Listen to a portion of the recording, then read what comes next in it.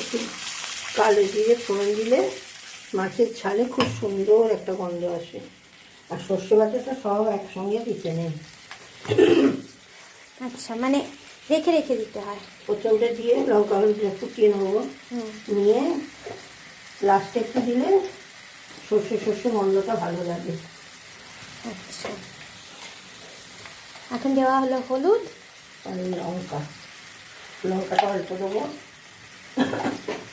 কাঁচা লঙ্কা দেবো, সামান্য একটু মিষ্টি। এই যে আমাদের শেফ, সামান্য মিষ্টি। ও,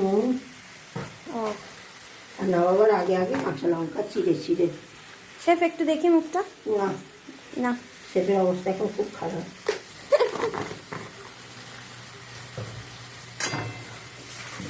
এটা একটু